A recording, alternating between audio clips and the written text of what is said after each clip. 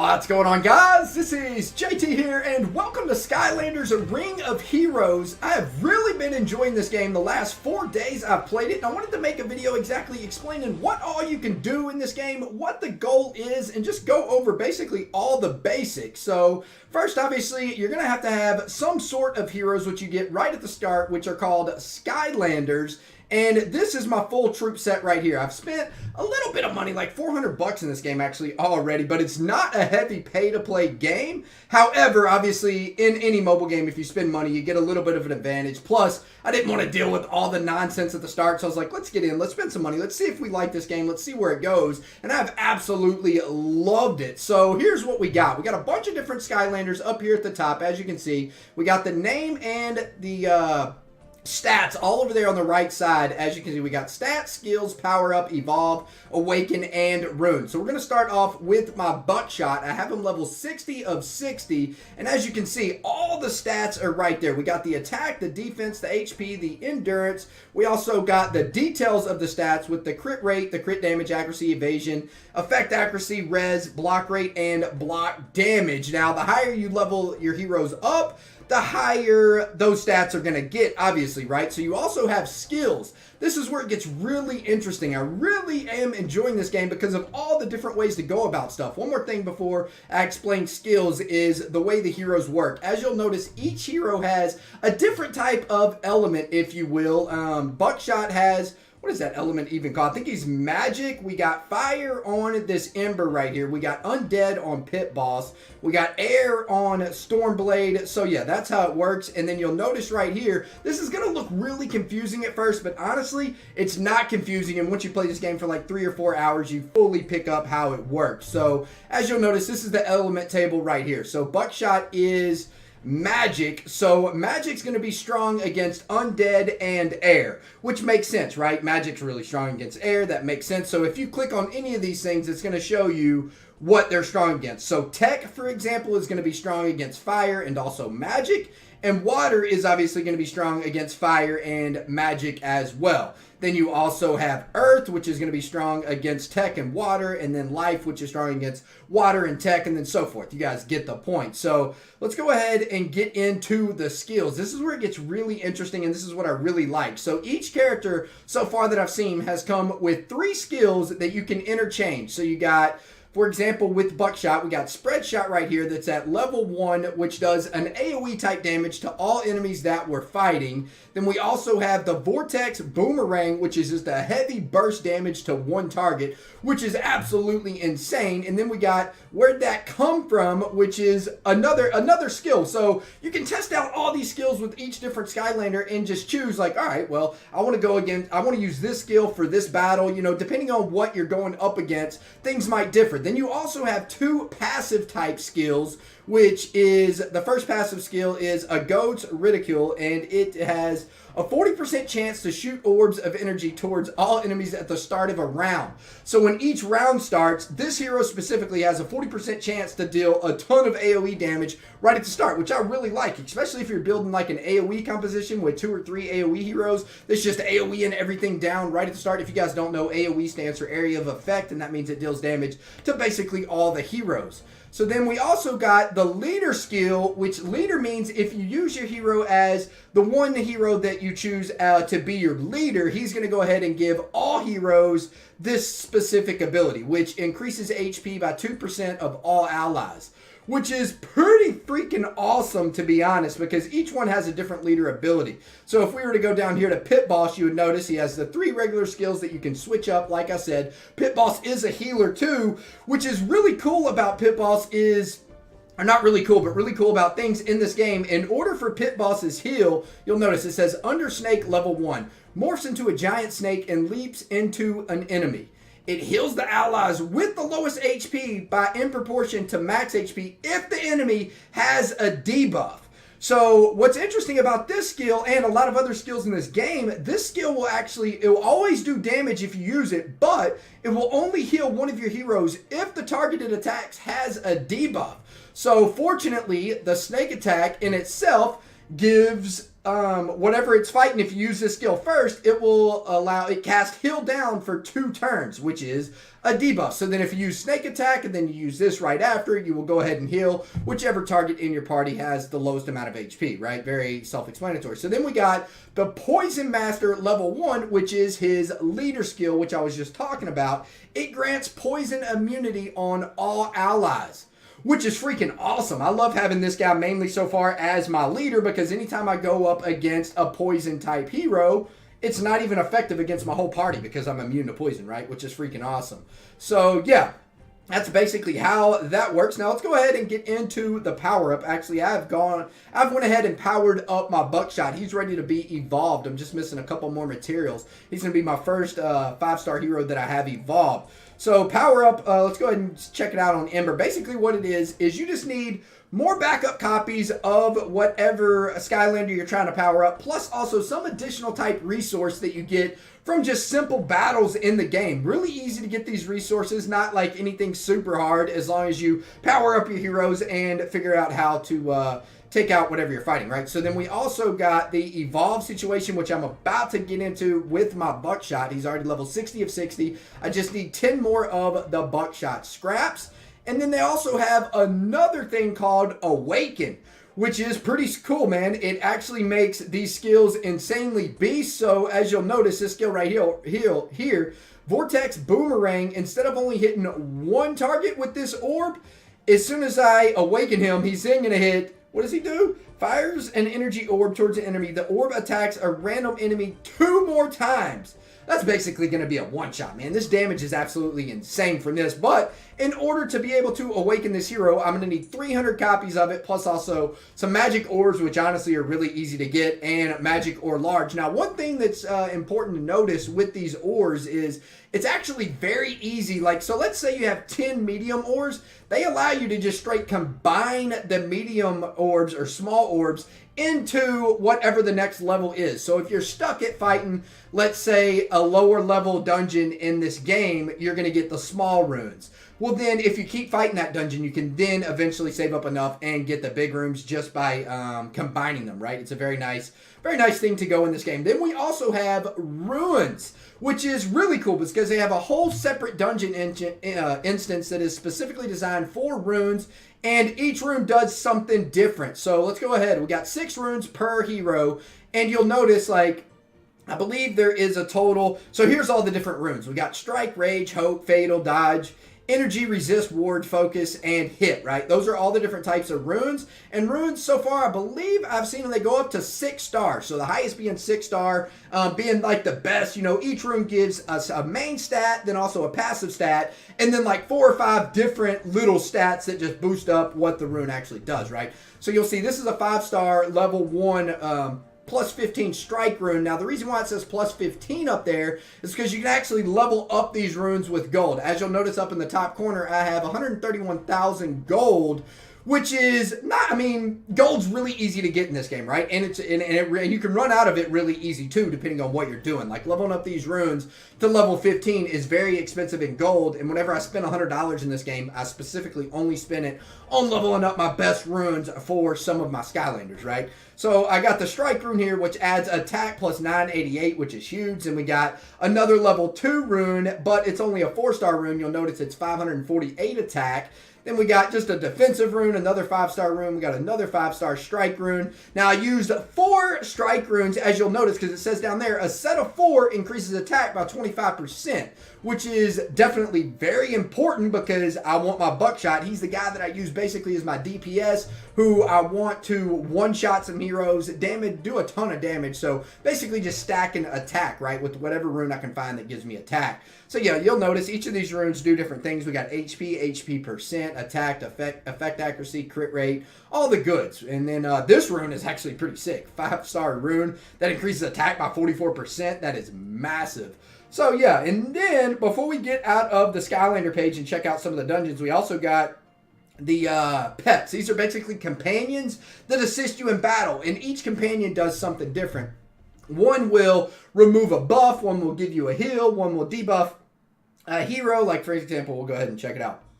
So far, sorry, I got the hiccups. So far, I've liked Broccoli Guy the best. It's very easy to farm these pets and also the ability to upgrade them. So I've just been focusing on Broccoli Guy. I wanted to go ahead and make him beast before I started leveling up another pet, right? It just made the most sense to me. Pets also get skills as well. So you'll notice the Broccoli Guy, he heals the ally with the lowest HP and decreases debuff count by 1.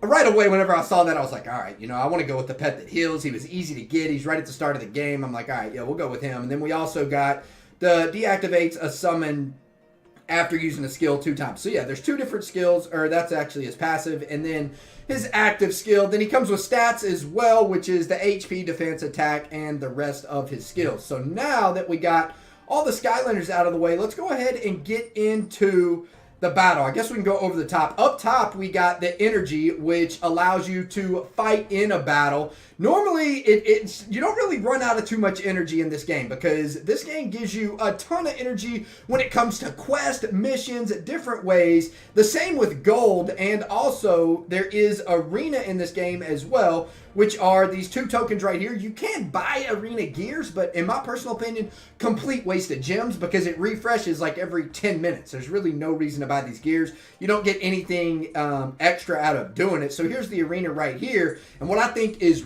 really cool is soon to come to be updated. We're going to have the championship ring, which is player versus player real-time arena. That is going to be absolutely awesome. I think they already have it with the friendly matches right here, but the actual player versus player, that's what I'm going to be waiting on. So then we got the arena right here. I'm currently ranked number 356 on the server with an 89% win rate. I have 125 wins. Now we could go in, I don't need to go into battle right now, but yeah, you guys get the point. So if I want to duel, I could obviously go into battle right now, duel this guy. Actually, you know what? Let's go ahead and do a quick duel. That way you guys can see a battle instead of just watching everything. We'll see what we got. So now what we want to make sure we line up properly is, all right, well, he doesn't have effective elements against me because I might have to switch out some heroes. Now, unfortunately, since I just started this game 4 days ago, all my heroes aren't really high enough level to necessarily swap out one for the other, unless it is one of my heroes that's like above level 50. Otherwise, I really wouldn't want to use it in this situation because then I would have a little bit of a disadvantage just because of how bad my team is, right? So let's go ahead and see. So we got a blackout right here. Now I can click on this blackout, see all the stats on it to see if I want to go up against this so far right now in arena. Then he also has a Mysticat, which I have as well, and then a Stealth Elf. So yeah, let's go ahead and fight this bad boy. Now what I'm going to want to do is I'm going to want to try to use my buckshot to one-shot his blackout because it has an advantage against this blackout. He should be able to send in a ton of damage. So I'm going to focus him, click the boom shot, and then boom. Oh, wow. We hit him for like 5,900 damage. So he's basically one shot away. I'm going to go ahead and use my AoE shot if I can get it. This should kill him, that spread shot. Boom. You'll notice blackout is dead. And now I'm going to go ahead and focus this Mysticat right here. I do have it on auto attack, which means it basically picks the skill for me and then attacks, which I just turned off because that actually makes you lose in arena. I was using that to just farm dailies. You do a lot of farming in this game when it comes to farming materials and whatnot, and they do have an auto battle feature, which is actually amazing because you can basically just set your phone down and go do whatever you need to do while it does the useless battle that you have to farm in order to get the materials to go ahead and level something up, right? Now, some more awesome things about this game is we have quests right here that I have done part 1, part 2, basically flown through, and you'll notice the quests give like everything you need in this game. I mean, you got gems, 10,000 gold, the energy that you need. It just constantly refreshes with all the stuff you need to keep you playing, keep you going. The game is majorly free to play, and that's one big thing I do like about this game. We also have missions as well, which you're constantly just completing missions non-stop, collecting things non-stop. You also have another thing that I actually haven't even collected yet, which are once you reach Skylanders, as you see, like reach him to level 30, boom, 50 gems. Okay, collect the 50 gems. Reach to level 40, boom, another 50 gems. All right, and each one has like its own set. You'll notice right here, we got Kingpin, reach to level 20, 50 gems, 30, 50 gems, 40, 50 gems. I mean, this is a lot of gems I have to collect, which I haven't even actually done on any of my heroes. So I have a ton of gems just waiting on me right here, which I don't have to do right now. So yeah, let's go ahead and get back. I wanted to show you guys the different dungeons and different way we have to go about adventures. So now we have the adventure mode. there is 10 different adventures, one for each element, which is pretty awesome because each adventure goes from not only handing you out all kinds of rewards, whatever you want to farm. So let's say, for example, we're under hard mode right now. If we fight, we can actually get this heroic 4-star Skylander just from farming this dungeon, right? You know, because this gives you that card, and I believe you need 50 total pieces, actually you need 40 total of those pieces in order to then summon that Skylander and to be able to use him, then level him up and all that. Let me move my camera out so you guys can see. And you'll notice we haven't really done, I did the first stage in hard because hard was actually what it says, hard, right? I've only been playing the game for 4 days, haven't really mastered it yet.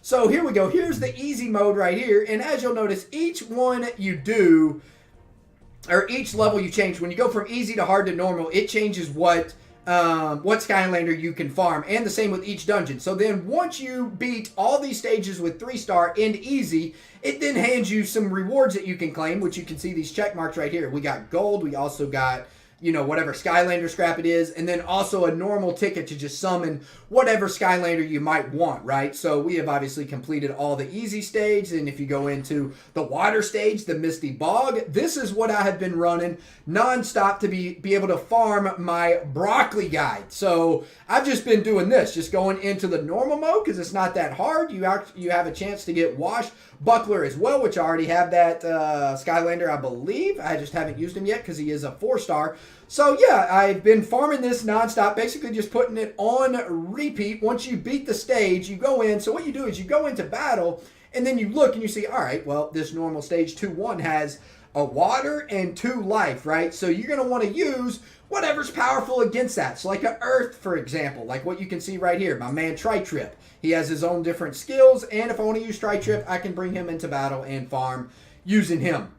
So yeah, that is how all the different levels work, and they do get hard, and it's a ton of fun. You got to switch characters in and out to be able to beast through. Now this is against, basically, I guess you could say, the computer, for example, so you're fighting like the game itself, not necessarily against somebody else, which me personally, I love PvP type game modes, and that is what this game is good at as well when it comes to the arena, right? And that's where it's going to be coming out with some really good PvP modes. Now, they also do have guild features in this game as well, but I wanted to get out. There's just so many different ways to battle. Can't even get into it. So we got the Spring of Souls, which this is where you hire all the event heroes. So obviously, if you want to spend your gems to go ahead and hire some cards, that's the most expensive one. You can also use the Witch Stones, which are very easy to get. As you can see, I have 50,000 of them.